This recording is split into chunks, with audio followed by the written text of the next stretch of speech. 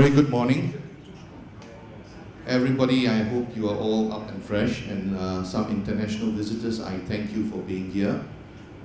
It's very honored for us to start this event under DrMap platform of education, tying in together with AMG. AMG is H Management Medicine Group in USA. They are very much similar to A4M, where everybody knows who is A4M. A4M has been here for many years, but H Management is a very strong educational platform that's readily available in US, and DrMap has been assigned, and we have signed an MOU with AMG to represent them the whole of Asia. So we are taking Thailand as our medical base for AMG. We were providing this educational model. In conjunction, tying in will also be Mafalong University. Mafalong University is one of the first H management university based in Thailand. We will provide this series, 4 of this series a year. So our next series will come in March, and it will also be available for accreditation for also non-physicians. People like me and many entrepreneurs who are in this room are also going into the business of so-called preventive health, so-called age management. Some will call it anti-aging, but in the whole works of it, it's all interventional medicine. So this is what we are looking. We are bringing this platform not only for physicians, practitioners, but also for non-practitioner. And I think that's how I started learning this business over the last 15 years. And I'm proud to bring AMG in, and together with Mafalwa, together with our lead medical director, Dr. Mark L. Gordon, to share all this knowledge with all of you. So without further ado, I would like to just give a little introduction on Dr. Mark Gordon. Yeah, a short one, right? Okay, I'll make it short. He's one of let's put it short, that he's one of the guru in age management in US. Mark has many years of expertise. Mark has started age management over the last 20 years, Mark? 20 years, yeah. He's a family medicine-based physician, but he is now someone has done much more than that. He has wrote 2 books, and he's just been awarded in AMG for the Eleanor Awards, right? So Mark has been in Thailand. He's not a new face in Thailand. He's been in Thailand for about 10 years. We were working together in Bangkok. We started the educational platform in Bangkok, and since AJT started alive 5 years, we are now bringing it forward more for medical practice doctors to really understand the value of age management. Without further ado, let's put our hand welcome to Dr. Mark Gordon. Thank you, brother. Welcome. This is not about me. This is about the science that I bring to you. This is about the experience that we've developed over the past 25 plus years in the United States and abroad. I've been here since 2006, on and off, and Anthony and I met in 2009, 8, someplace around there. So you are here for a reason. And that reason is to be exposed to a level of science that you can apply to medical practices, either as an entrepreneur or as a practicing clinician. Now, in everything that I do, it's always doing it at a level above and beyond what is being done.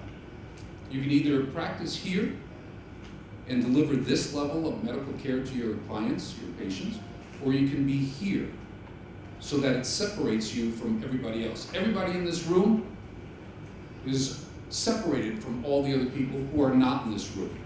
You want to learn. So what I'm going to do is start off with let's say I know it's hiding under here. There it is. Start off with a presentation. Everybody can hear me without the microphone? Okay, good.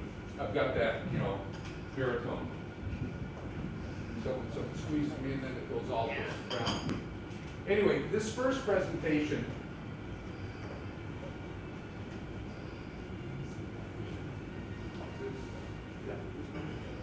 what's that? I have to use this? Because we're recording it. So we want to call wireless? Yeah. Wireless? Hello. Does it need another battery? So anyway, this first presentation is called Why Replace Hormones? And the reason for this is so that you understand that we think of hormones as gender hormones, male, female, reproductive hormones, having children, or sex hormones that drive males and females a little crazy. But there's another side to every single one of the hormones, which I'll present to you right now, so that you're not thinking about hormones, well, because he wants to have a good libido or sex life, or he wants to be muscular. There's another side of it, which is, I'll just press that button, so move forward. Okay. So why replace hormones? So the first thing that we need to look at is the terminology that we use. Replacement, replenishment, supplementation. The word that we tend to use is replenishment, which is the act of bringing the empty cup back to fullness. As we go through life, that cup drains out. And for a lot of us, it is a natural genetic predisposition, but in what I do right now in brain and hormones called neuroendocrinology, trauma, car accident, slip and fall, water skiing, snow skiing, surfing, any type of physical activity. I take care of a lot of military. So I work now with the Department of Defense in Washington with preparing or providing medical technology to help military with blast trauma improve. Next slide. So replenishment. Next one. So what we're going to do is look at different areas of the body so that you understand how important hormones are in different organ systems of our body. Next slide. This first is from 2009.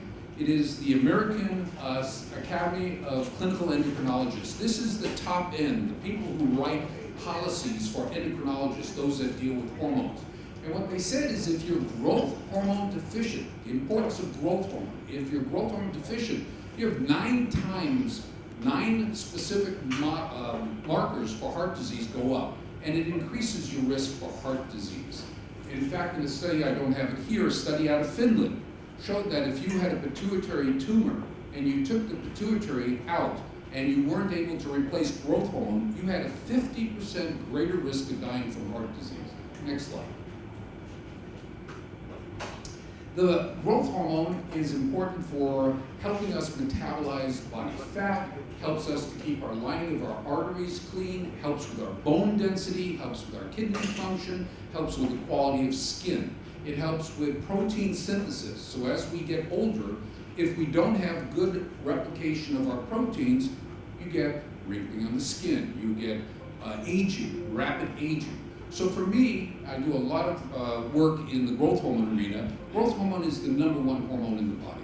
All the other ones interact together. So the other things that it helps with is lining of the arteries.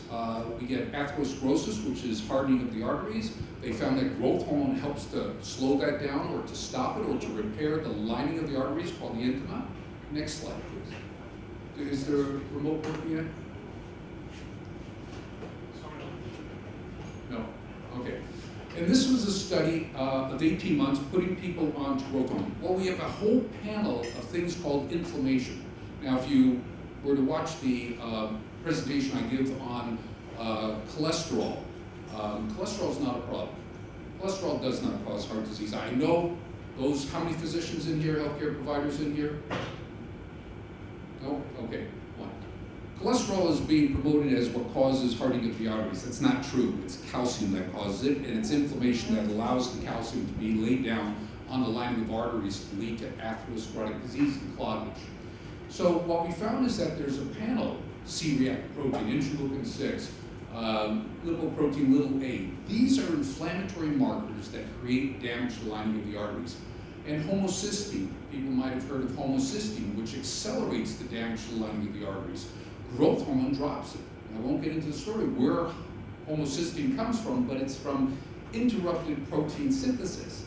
And as I said just a moment ago, growth hormone, specifically IGF-1, insulin-like growth factor 1, is responsible for helping us with polypeptides becoming proteins. And if it fails, it generates a lot of homocysteine, and that's the problem. Next slide. The coronary flow reserve.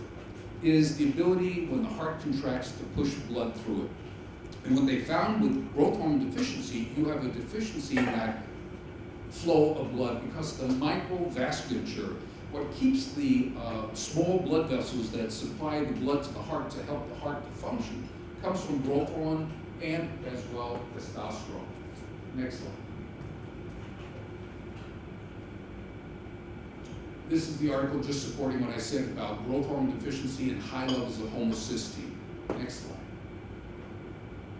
Gastroenterology, slide. Crohn's disease. I don't know if Crohn's disease is very large here in Southeast Asia, but Crohn's disease, an autoimmune disease of the gut, is very common in the States. And what we found is that growth hormone helps to calm it down because growth hormone has a benefit on the immune system. It helps to stabilize the immune system and drop reactive proteins. Next slide.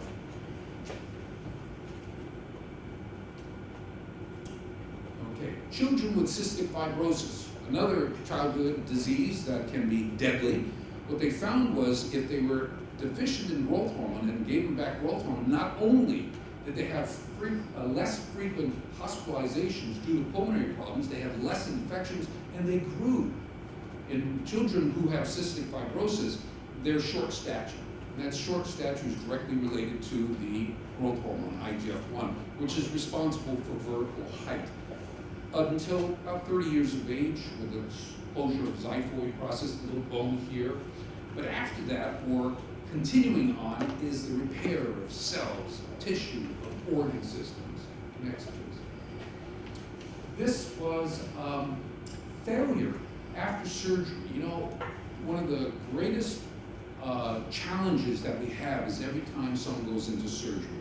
Now, what we have in our practice in the United States is before patients go in for surgery, we come and give them a hormonal assessment, and based upon that hormonal assessment, regenerate it or replenish it to a higher level. Why? They recover a lot faster. I just finished with a Delta Force, one of our top military guys, who was in maneuvers and fractured his left femur, his right pelvis, and 3 ribs. And they were going to discharge him because they didn't expect him to recover. Well, in half the time he recovered, and he's fully back in activities. I have civilians who have a tumor in their gut, and they get onto a hormone replacement. Hormones do not increase the risk of cancer if used correctly. They do not increase the risk of cancer. I just did a radio show last Tuesday, I guess it was, talking about growth hormone, the myth that it does not create cancer. It doesn't increase a cancer that's there.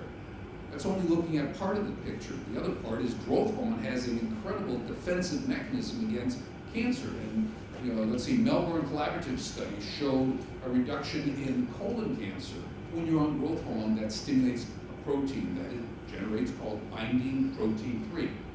So anyway, in looking at this, 81% of the people who are unweanable because of either cardiopulmonary problems before they go into surgery, they were able to get an overall 76 survival out of it. So they were able to get them off the the heart-lung machine after having surgery. So that's how important things like growth hormone is. Next, please. Next. Okay. Interferon gamma is a very important mononuclear cell, protective against cancer, against virus, against bacteria. And the gamma interferon is increased. Okay, so it improves innate and adaptive immunity against viral and bacterial infections. Let's see, I've been on treatment because I had 6 head traumas, I lost 3 hormones, was on antidepressants, was obese back in the 90s, and was getting sick maybe 2 weeks out of a year. I've been sick since 2001, 9 days. I keep count of getting sick. And in my patient population, which is about 2,500 patients, they fill out a paper every month which asks them, how are their colds, how are their allergies, how are their pain syndromes, and you see every time it's dropping, or they're around their office where they have office mates who are getting the annual flu, and they said, I didn't have it, or I had it for a day or 2 and it disappeared. Because the immune system is embellished, enhanced, okay? You can take shiitake mushrooms, you can take, what's the other stuff called, sangwan, you can take a whole bunch of things that stimulate the immune system. that are outside. But if you correct the inside, you correct the hormones inside, you get the natural stimulation. Next slide. Elderly individuals have 4 to 5 times the increase in cancer. Well, as I told you earlier about the Melbourne Collaborative study, because of the mechanism that growth hormone works within the nucleus of the cell where genetic aberrations happen, where cancer transformation happens because of DNA. DNA gets altered, and that DNA being altered is what the body says, okay, this is going to be possibly cancer, let's kill the cell, called apoptosis or apoptosis. And if it can kill the cell, then the cancer is stopped. But what's happening is this system that we have in our cells called P53, go to Wikipedia, look up P53, it's based on zinc, and it's zinc deficiency. So majority of doctors outside the United States as well as inside the United States have been talking about zinc and its importance on cancer, anti-Alzheimer's, increasing testosterone in males and females, protecting insulin production. There are about 300 processes that zinc's important on. And one of the most important is called zinc fingers. That's what helps to protect us from cancer. And the reason why we're getting cancer is because we're not looking at zinc. We're totally ignoring the presence of zinc and its benefits. Zinc. Zinc citrate is the best. So what they found is that, all the immune issues, cancer, tuberculosis, and shingles, herpes zoster, is because the immune system is weakened. So you need to embellish it. Next slide. Next. Okay. I did 14 years of orthopedics for the state of California. That's part of how I got into some of the stuff that I do. But what they found is that growth hormone has an incredible benefit, not only directly on building bone, but on helping the kidneys with vitamin D. Vitamin D helps the gut absorb calcium and phosphate or phosphorus that builds the calcium appetite, which is the structure of bone. So if you're deficient in growth hormone, you're not going to get the maximum benefit of what vitamin D you have.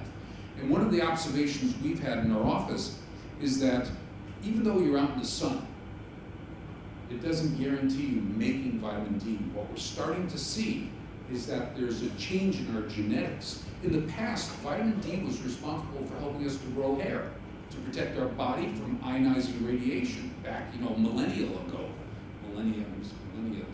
Millennials, right? Millennia ago, long time ago. So what's happened is now we're living in, caves and huts, homes and so forth, and the body's saying, hey, we don't need that system anymore. I've got California surfers who are out there in the surf right now with the, the tsunami kind of stuff going around, and they come in, their vitamin D level is like someone who was, from Australia. Anybody from Australia? No, they have a very high occurrence of vitamin D deficiency because of the SP50, because of the ionizing radiation. What do they call that big hole up there? The what? Ozone hole, right? I was just testing to see if I knew what I was talking about, or else I'm off on the detail. So the ozone layer. So it should be. Anyway, what they found is that after 10 years, the number of fractures decreased from 56% to 28%, a halving in the fracture occurrence with good level of growth hormone. What's the other means of treatment? What's that drug called? The one that spares the bone, buphosphorates? Okay? Click. Click. I thought I had a picture, maybe went too fast. Okay. No. Go one more. Well, one of you going forward? No? Okay. We'll just hold right there. Anyway, the phosphates are the ones that protect the bone from losing mineral, but they have a horrible side effect, and that's what this slide should have been up there, of deterioration of the jawbone. So you have people who have spontaneous fractures of their jaw from using these medications to protect the bone. And the improvement with growth hormone in 6 months is 1.6% improvement in bone density, which is a phenomenal number. It's a phenomenal number. But in the other process, it takes years to get a benefit, and it puts you at greater risk for developing this osteomyelitis or loss of bone. Next slide. Osteoporotic fractures. Well, looking at growth hormone, there are three key hormones relative to growth hormone. There's GH, growth hormone. There's IGF-1, which is the active form of growth hormone produced by the liver.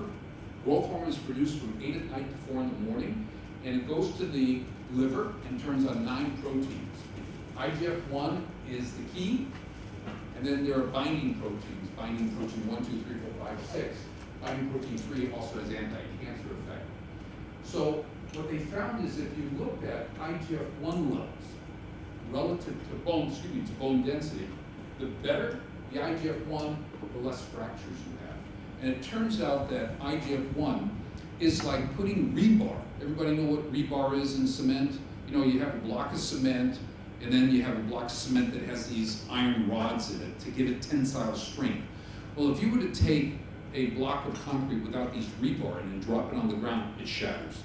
But if you put the rebar in it and you drop it, it doesn't shatter. Well, what IGF-1 does in the bone, cortical bone, is to enhance the rebar. So it has a lot of resilience so it doesn't fracture. Next slide. I just said, not only this Delta Force guy, but we have, let's see, one of my buddies, George, is a plastic surgeon, riding his bicycle on a Sunday around his area. Girl learning how to drive, takes her car and runs into him.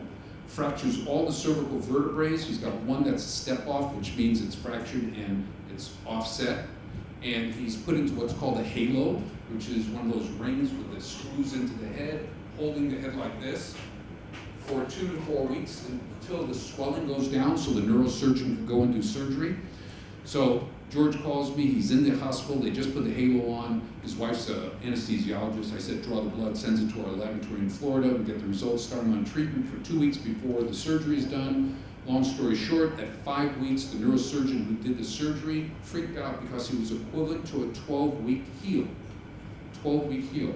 One of the doctors that Anthony and I work with in the States, Alicia Polzak, is a heavy-duty skier. She fractured her fibula, her little bone on the outside, and she called me up, and we put her onto a protocol, and the doctor puts in 7 pins into her bone, and at 6 weeks, she goes back to the doctor and says, take those pins out. The doctor says, you gotta be kidding. We wait 12 to 18 weeks.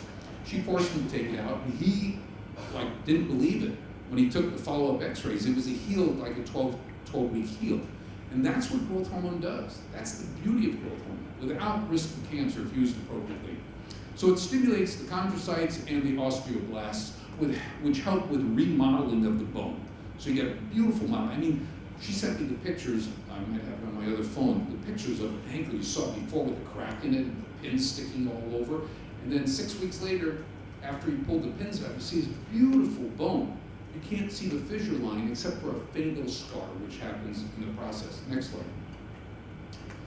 That's the growth hormone and vitamin D. It helps with the production in the kidney of 125. So you don't need PTH. You don't need parathyroid hormone, which is the one that helps the kidneys to do their calcium and their vitamin D if you have growth hormone in adequate amount. Next slide. That's just the overall of the mechanism for vitamin D and growth hormone on the left side. Next slide. Next. And dermatology probably is important for a lot of people here because of aesthetic medicine and so forth. A side effect of doing the right thing inside is to get a better outside. Okay? So what they looked at was the healing in people with burns, 3rd-degree burns, really bad. And you saw that by putting the people who were 3rd-degree burns on growth hormone, that the mortality to death dropped significantly. The group that did not have growth hormone, 37% died, and the people who had it, 11%. So that's a 26% improvement in outcome. So if you're looking at any surgeons here, okay. Next slide. Next. This is phenomenal. What we found is that growth hormone at nighttime, from 12 at night till 7 in the morning, is responsible for mobilization of body fat, structural fat. That stuff there, okay? That stuff there, that stuff there. And why? what's the fuel that we use at night when we're sleeping? Hopefully you don't go to bed like Anthony makes me go to bed with food in my stomach every night, because that's the time he eats, not me. But the issue is, how do we, when we're sleeping, it's like a form of hibernation. Do they have bears here in Thailand? Do they have bears? Bears? Not bears. No, the big animals. We got brown bears in California. Anyway, hibernation. During time that they sleep, where they get their fuel is by their fat, like whales with blubber and so forth. So what we found is that between 12 at night and 7 in the morning, growth hormone cannibalizes the body fat for fuel, so that our brain gets repaired, our heart keeps on ticking, and our breathing, and our muscles, and all this stuff. So what happens if you're growth hormone deficient is you run into a problem of not being able to mobilize this body fat for fuel. So you can wake up in the middle of the night, eyes wide open, because it's called nocturnal, nighttime hypoglycemia, low blood sugar. And what happens is you're awake and you can't figure out what's going on. The majority of times it's this nocturnal hypoglycemia. If you're exercising or if you're on certain medication, it will alter the sugar level. So back in 1999, I had a guy come in. Click, please. Come in.